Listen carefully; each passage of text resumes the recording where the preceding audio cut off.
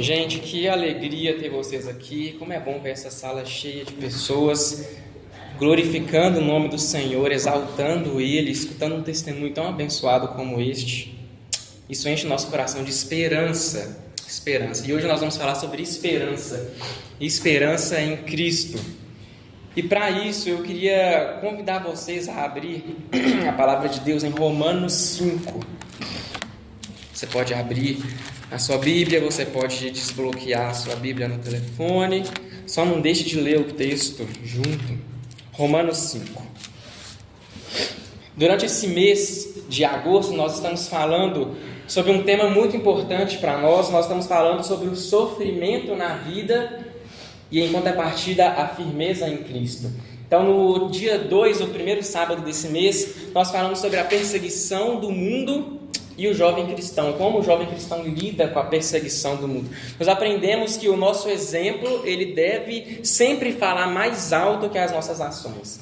Nós aprendemos que por mais que tentem nos perseguir e falar mentiras a respeito de nós, o nosso exemplo, ele fala mais alto. Nós relembramos aquele ditado popular que contra fatos não há argumentos. Então o nosso agir enquanto cristão tem que ser um fato. Nós temos que dar um bom testemunho, então ninguém poderá falar nada a respeito de nós. No dia 9, o Ednei ele esteve aqui pregando e ele falou sobre o 2 Coríntios, onde a gente falou sobre o sofrimento humano e a consolação do Espírito Santo. Nós sabemos que no mundo nós temos aflições, porém Jesus venceu o mundo.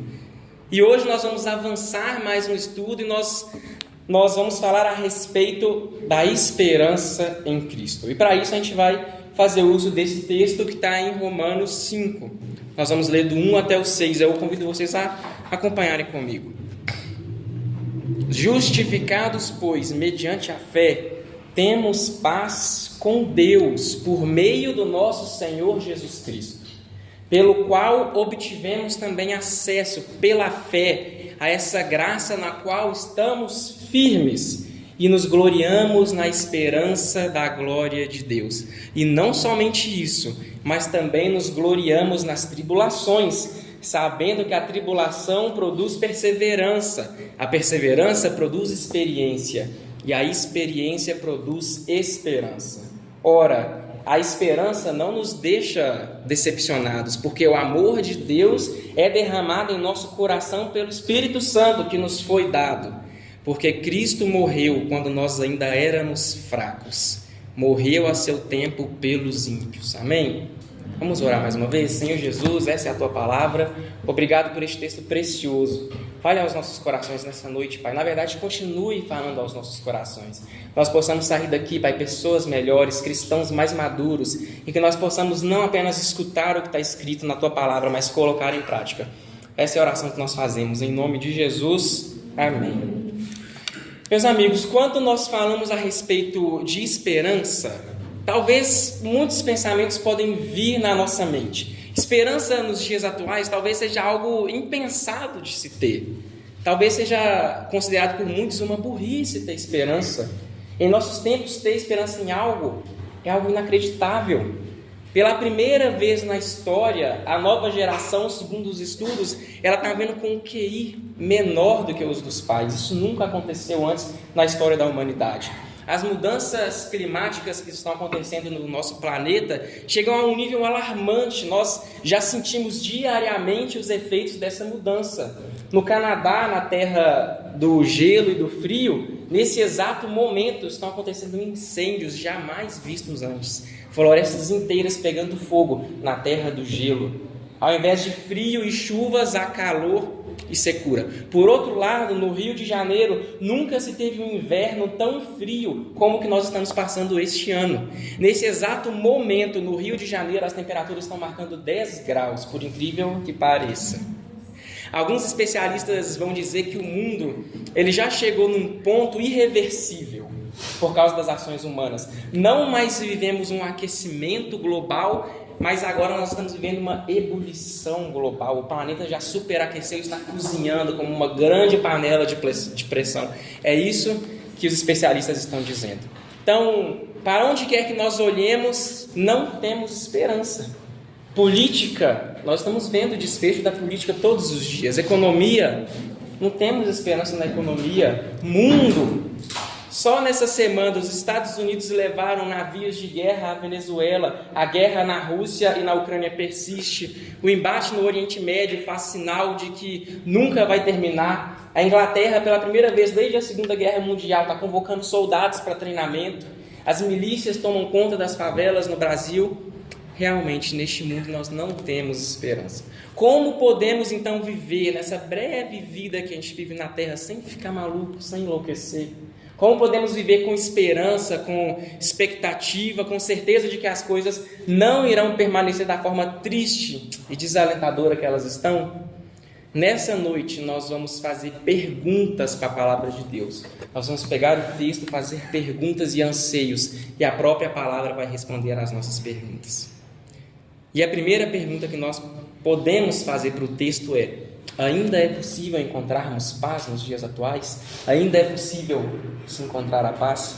Acompanhe comigo o versículo 1, nós vamos ler verso por verso à medida que nós formos fazendo essas perguntas. O primeiro diz: justificados, pois, mediante a fé, temos paz com Deus, por meio do nosso Senhor Jesus Cristo. Paulo, ele inicia o capítulo 5 de Romanos abordando a questão da fé e da paz. Obviamente, o objetivo dele não era responder às perguntas que nós fazemos nos dias atuais, mas graças à soberania do nosso Deus, nós podemos sim responder essa primeira pergunta que fizemos. Ainda é possível encontrar paz? E a resposta é sim, é possível encontrar. Após sermos perdoados dos nossos pecados através do sangue do nosso Senhor Jesus, quando Ele morreu na cruz por nós, agora a nossa fé em Seu nome nos torna justos diante de Deus. Então, após Cristo morrer por nós, após Ele se entregar, se sacrificar, após Ele morrer em nosso lugar, toda a condenação que estava sobre nós foi transferida para Ele no Calvário. Então nós somos feitos amigos de Deus novamente. Nós podemos desfrutar dessa justificação. Ou seja, o ato de nos tornarmos novamente justos perante esse juiz, que é o nosso Deus, o nosso Senhor. Entretanto, essa justiça, ela só pode ser aplicada a nós a partir do momento em que cremos no nome do nosso Senhor Jesus. O texto diz: justificados, pois, mediante a fé.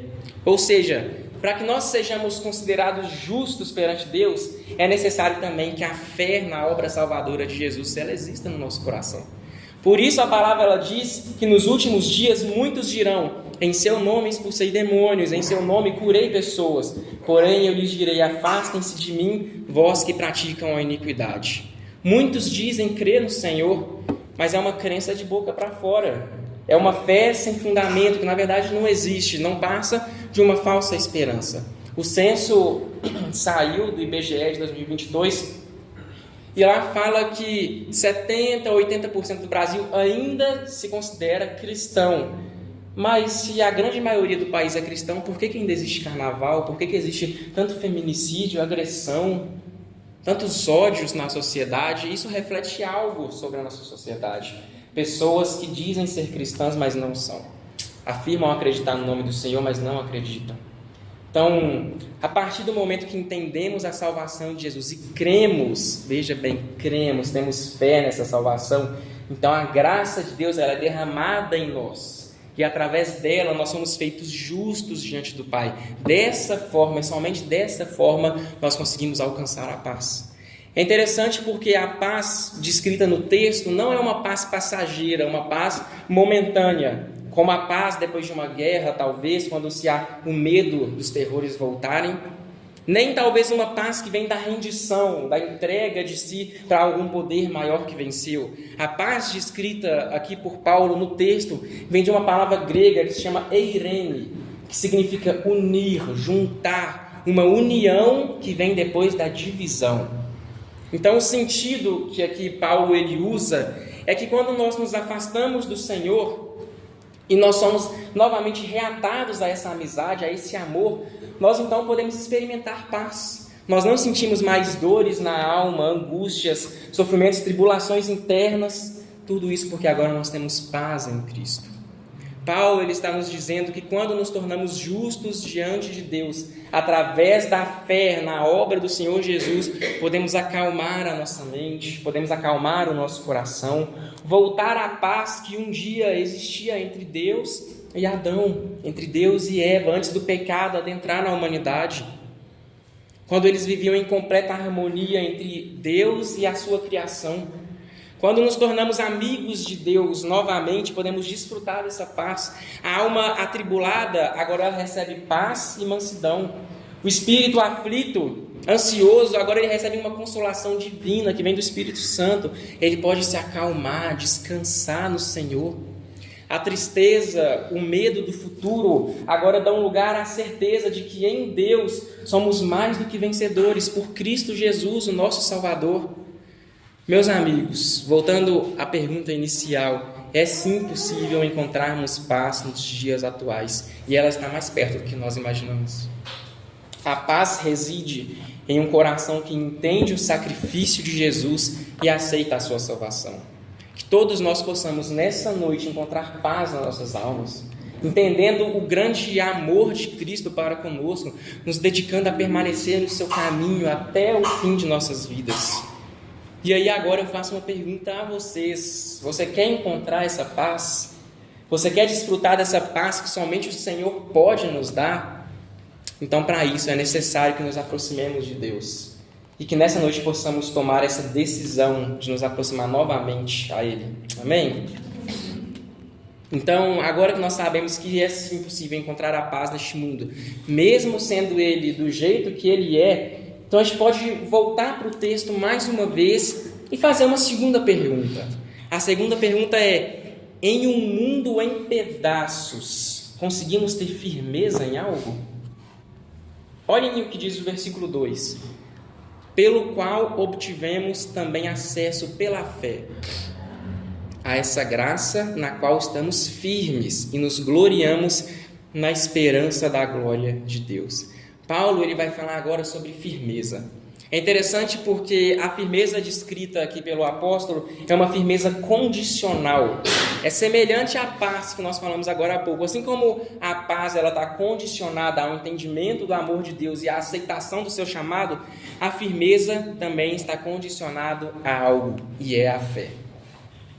Meus amigos, para termos firmeza em Cristo e certeza de quem somos e para onde vamos, é necessário também nós termos uma fé inabalável, que não muda ou estremece diante dos problemas da vida. A graça de Deus manifestada em nossas vidas só pode ser plenamente alcançada através da fé. Nós nos lembramos do que diz o texto em Efésios 2, porque pela graça vocês são salvos, mediante a fé. Isso não vem de vocês, é um dom de Deus, não de obras, para que ninguém se glorie. Então, nessa noite, nós precisamos ter firmeza em nossas vidas. Nós precisamos ter certeza da nossa fé. Sabe, estudos mostram que a fé, para muitas pessoas, funciona como um fator de proteção emocional, espiritual contra o desespero. Uma vez que a pessoa possui ausência de crença em algo, ou em Deus, ou em alguma religião em geral, ela pode acabar sofrendo diante de um vazio existencial, de uma grande dificuldade de lidar com o sofrimento. Países onde a população não tem fé em seus governantes, no seu governo, tendem a caminhar para o abismo. Olha só para você ver. É uma porta aberta para crises sociais, revoluções, corrupções, impunidade, insegurança. Muitos são os exemplos que nós conhecemos. E talvez basta uma breve pesquisada na internet ou nos livros, que nós vamos ver que este ciclo de falta de fé, ele gera divisão e desconfiança. Então, diante disso tudo, nós podemos ter a certeza de que a fé, para um cristão, ela é fundamental para ter uma relação com o nosso Deus. Não podemos esperar a graça do Senhor, a firmeza nessa vida, se nós não cremos no nome dEle. A palavra vai dizer em Hebreus 11 que é necessário que aquele que se aproxima de Deus creia que Ele existe e que recompensa os que o buscam. Então, em um mundo como o nosso, que está em pedaços, onde as ideias elas são volúveis, todos os dias se muda de opinião, todos os dias a cultura se muda, modismos vêm, modismos vão, é necessário reafirmarmos a nossa firmeza em Deus. Eu nunca vou cansar de dizer que a palavra de Deus ela é sempre a mesma. Desde o tempo de Moisés já se havia a lei. No tempo de Jesus haviam-se a lei e os profetas. Nos dias atuais nós temos a Bíblia completa, o Pentateuco, os livros históricos, os profetas maiores, menores, cartas, evangelhos, cartas gerais, cartas paulinas, o Apocalipse. A palavra de Deus está completa e ela não muda, A palavra ela foi perseguida, ela foi queimada, proibida, caçada, deturpada por alguns, mas o seu texto ele é o mesmo. É um texto que ele é preservado há mais de 2000 anos.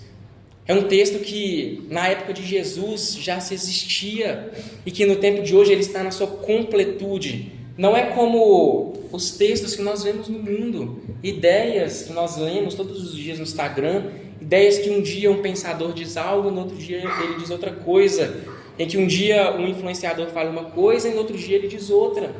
Não é assim com a palavra do Senhor, ela é a mesma para sempre. E para mim faz mais sentido acreditar em algo que não muda do que algo que todo dia está mudando. Nós não sigamos modismos, que não sigamos estilos passageiros que vêm e que vão, mas que a nossa fé ela venha estar em Cristo, nosso Senhor, e dessa forma nós vamos alcançar a firmeza que tanto precisamos, porque o próprio Senhor nos garante na sua palavra essa graça. Amém? A terceira pergunta diz o seguinte: nos dias atuais faz sentido perseverar? Para e pensa um pouco, nos dias atuais faz sentido perseverar? Traz à sua memória o que significa perseverar. Perseverar é você se manter firme em algo, é você começar algo e ir até o fim. É uma ideia que você começou e vai dar continuidade. Mas se a sociedade todos os dias muda, faz sentido eu perseverar em algo? Olha o que diz a palavra do Senhor no versículo 3. E não somente isso, mas também nos gloriamos nas tribulações, sabendo que a tribulação produz perseverança. Então Paulo ele vai falar sobre tribulação e perseverança. Nesse versículo ele liga as duas situações e nos mostra como que elas estão interligadas. Ele faz quase que um mapa mental para que entendamos a sua linha de raciocínio. Então, nesse breve versículo, nós podemos aprender duas verdades para a nossa vida. E talvez nós já consigamos colocar em prática ainda hoje. A primeira verdade é que devemos nos gloriar na tribulação. O crente, quando ele está firme no Senhor e ele passa por momentos de tristeza e opressão, ele não deve seguir ou agir segundo os costumes do mundo. Ele não deve reclamar, murmurar, colocar a culpa em tudo, até mesmo em Deus. Pelo contrário, o cristão ele deve se gloriar nas tribulações e nelas encontrar a sua felicidade. Parece meio contraditório na tribulação eu encontrar a felicidade, mas é possível e é necessário que nós criamos assim. O Senhor Jesus, o nosso maior exemplo, ele sofreu as mais terríveis provações, todas as perseguições que nós imaginávamos, mas a palavra diz que em tudo ele foi aprovado. Nós, enquanto seguidores de Jesus, nós devemos agir de forma semelhante a Ele. Quando nós sofremos, devemos nos alegrar. Ao sermos perseguidos, precisamos nos sentir felizes, realizados, porque estamos sofrendo assim como Ele sofreu. Estamos sendo perseguidos assim como Ele também foi perseguido. Qual a finalidade da tribulação na vida do crente? Sabemos que nela devemos nos gloriar e nos felicitar, mas qual a finalidade dessa tribulação? A própria palavra diz, a tribulação produz perseverança. Meus irmãos, a finalidade da tribulação na vida do cristão é fazer gerar em sua vida a perseverança. A perseverança nada mais é do que a qualidade ou a virtude de insistir em um objetivo ou uma tarefa, mesmo diante de dificuldades, obstáculos e decepções. Jesus, quando ele estava a caminho da cruz, ele demonstrou a perfeita perseverança. Ele mesmo diante de cusparadas, chutes, agressões, difamações, ele foi e cumpriu a sua missão, a missão de salvar todos os que creem no seu nome. Nós devemos ser assim, irmãos. Devemos cumprir nossa missão enquanto seguidores de Jesus, mesmo que nos xinguem, mesmo que mintam sobre nós, mesmo que soframos até mesmo agressões físicas ou verbais. Nossa perseverança deve ser manifestada através das nossas ações. E por isso nós devemos insistir na missão que Deus nos deu. Qual que é a missão que Deus nos deu?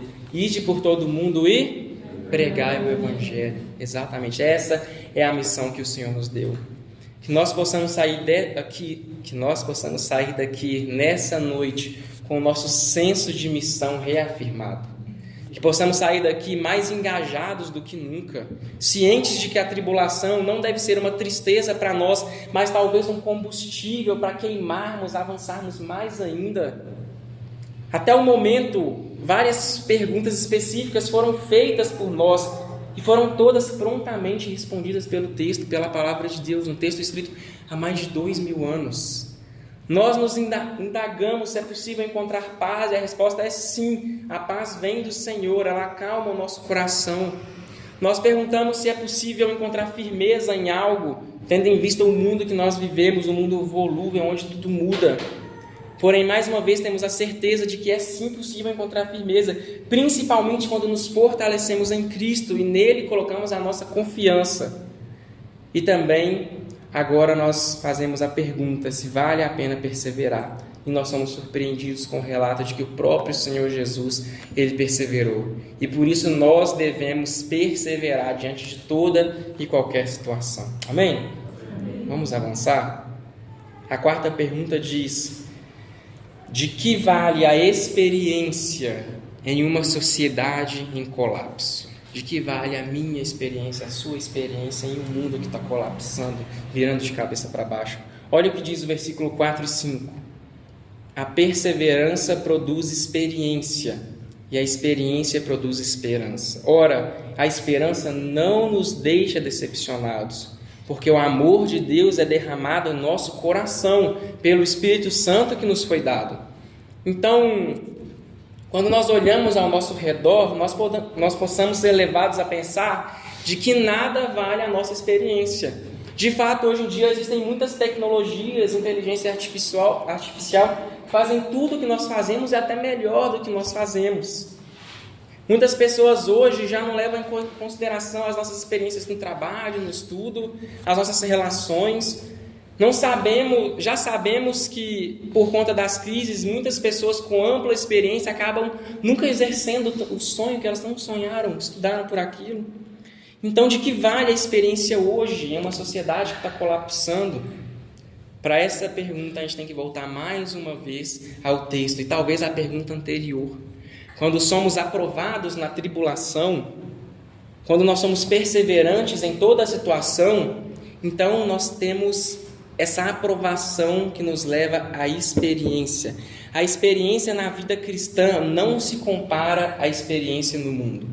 Nossas experiências são para nós testemunhos que nós podemos usar para alcançar outras pessoas. A experiência na vida cristã, ela não se compara à experiência no mundo. Quando algum amigo está passando por um momento ruim na vida e nós temos uma experiência que também passamos parecida, nós podemos contar e falar como que Deus nos ajudou, como Ele esteve ao nosso lado, presente. E aquilo aumenta a fé daquela pessoa, é um testemunho. A perseverança produz experiência e a experiência produz esperança. Então, uma vez que somos aprovados na perseverança e temos experiência nas nossas vidas, essas experiências agora geram em nós esperança. Irmãos, nós podemos ter esperança sim em meio ao caos, porque a nossa esperança é fruto das experiências que nós temos com o nosso Pai, com o nosso Deus. Quantos de nós aqui não temos experiências inexplicáveis com Deus? Quantos de nós não passamos por milagres que, se contássemos para outra pessoa, a pessoa não acredita, mas é Deus que fez? Aqui eu deixo um exemplo meu, de que teve uma vez que eu estava... Todos aqui são de BH? Não. Todo mundo conhece o Parque Municipal? Todo mundo conhece o Parque Municipal? Sim. Todo mundo conhece a área hospitalar atrás do... Então, naquela alameda ali, Ezequiel Dias. Teve uma vez que eu estava lá, e naquela época eu não acreditava em Deus. Eu não acreditava que Deus existia. Minha fé estava no chão. E aí eu estava no ponto de ônibus, esperando meu ônibus passar. E aí eu escutei uma voz que falou comigo e falou: quem criou essas árvores? Quem fez esse lago? Fui eu, o Senhor. Me procure. Eu chego até a arrepiar. Naquela época eu queria fazer faculdade de filosofia. E aí Deus falou, me procure. Onde que eu vou encontrar Deus? Na palavra. Quem que estuda a palavra? A teologia. Eu mudei de faculdade para poder saber quem que falou comigo. É uma experiência inexplicável, irmãos. E todos nós, se procurarmos bem, todos nós temos uma experiência dessa para contar para alguém. E se você não tem, peça a Deus, que em breve Ele dará uma experiência. Eu pude ter esperança em Deus. Ou talvez, quando eu era criança, igual eu contei semana passada, marcado pelo bullying, pela perseguição na escola, e aí eu pensei em tirar minha própria vida, com 12 anos. Lá em casa era 3 andares, e eu estava no terceiro assim, e eu ia pular da janela. Olha para você ver, uma criança de 12 anos, eu ia pular da janela. E aí na hora que eu ia pular, o meu telefone tocou e era minha mãe falando comigo, Luiz, faz um café que eu estou chegando mais cedo do trabalho. E naquele momento eu soube que Deus estava comigo, não tem explicação. São experiências que nós temos com o Senhor. E através dessas experiências nós temos esperança. A esperança na vida do crente é fruto da aprovação do Senhor. Se somos aprovados por Ele, então nós podemos ter esperança. Então eu não sei quais que são as notícias aterradoras que os jornais dizem, ou os dados que o governo nos passa sobre insegurança, violência, ou quais os problemas que o planeta tem passado. Mas nós temos que colocar a nossa esperança no Senhor, sempre. Amém? Lembremos talvez do versículo, do capítulo de Apocalipse 21, nós falamos semana passada, em que Deus Ele prepara novos céus e nova terra para a sua criação. E que Ele adorna a sua noiva todos os dias, lapidando ela como um diamante para esse dia precioso, quando ela se encontrará com Ele. O texto ele ainda diz no versículo 5, a esperança não nos deixa decepcionados, porque o amor de Deus é derramado em nosso coração pelo Espírito Santo que nos foi dado. Irmãos, a esperança que temos em Cristo não nos deixa decepcionados, é o que nos garante a palavra de Deus. Talvez você tenha sido decepcionado ao colocar a sua esperança em pessoas, em homens, em mulheres que traíram a sua confiança. Talvez você tenha se decepcionado com igrejas, com líderes que aparentavam ser bons líderes, mas eram lobos em pele de ovelha, líderes autoritários que não se assemelhavam a Cristo. Ou talvez tenhamos nos decepcionado com personalidades famosas, pessoas que nós confiávamos, que acreditávamos serem a salvação para os nossos problemas. Entretanto, a palavra diz que a esperança em Deus, ela não nos decepciona. Será que nós, filhos de Deus, crentes no Senhor, temos colocado a nossa esperança no mundo ou em Cristo? Será que a cada notícia ruim que a gente lê, que a gente vê no Instagram, a nossa fé ela tem fracassado ou ela tem aumentado em Deus? Como tem sido a nossa vigilância nesse quesito? É importante ressaltarmos que a esperança aqui descrita não é uma esperança em pessoas ou personalidades, mas uma esperança no próprio Senhor. Ele não nos decepciona. Cristo é o mesmo ontem e hoje e para sempre. E é preciso que ainda hoje reafirmamos o nosso compromisso com o Senhor, o compromisso de colocar a nossa confiança apenas nele, no seu sacrifício perfeito. Hoje é o dia de renovar a minha e a sua esperança no Senhor, porque Ele nunca nos decepciona. Amém? Amém. E por fim, nós chegamos à quinta e última pergunta, e que a própria palavra vai nos responder. Onde encontramos amor nos dias atuais? Versículo 6, porque Cristo, quando nós ainda éramos fracos, morreu a seu tempo pelos ímpios. Onde encontramos amor nos dias atuais? Existe uma música muito famosa, que eu não lembro quem canta essa música, mas que ela diz que não... Como é que fala? Não existe amor em SP. Alguém já escutou essa música? Eu já escutei. Isso reflete a sociedade, um mundo marcado por problemas, divisões, e que o autor dessa música fala que não existe esperança em SP, e ele fala de São Paulo, mas a gente pode aplicar a todo o Brasil ou todo o mundo. Mas sendo bem sucinto, o amor, ele está em Jesus, ele está em Cristo. Paulo ele diz no último versículo que Cristo morreu pelos ímpios, quando nós ainda éramos fracos. Que amor, que compaixão, que exemplo. Quando nós olhamos para o nosso mundo, nós enxergamos um mundo individual, cada um pensa apenas em si. meus direitos, meus prazeres. Não se pensa no próximo. Cada um almeja as suas realizações, mas raramente pensa na realização do outro. Mas agora, pelo contrário, quando nós olhamos para a Escritura, quando nós lemos o Evangelho, nós encontramos alguém que agiu em completo oposto a tudo que a sociedade ensina. Os fariseus, conta a Escritura, que elas queriam apedrejar a mulher adúltera. Eles pensavam apenas em si. Eu cumpro a lei manda eu apedrejar, eu vou apedrejá-la. Mas o Senhor Jesus Cristo, ele foi diferente. Ele mostrou o erro daquela mulher, mas ele estendeu a mão. Ele disse: vá e não peques mais. Assim nós temos que ser, irmãos. Nós temos que apontar sim o erro do mundo, mas oferecer a salvação. Do que adianta eu jogar pedras? Eu vou afastar a pessoa do Senhor, mas eu tenho que apresentar esse amor que é encontrado em Cristo.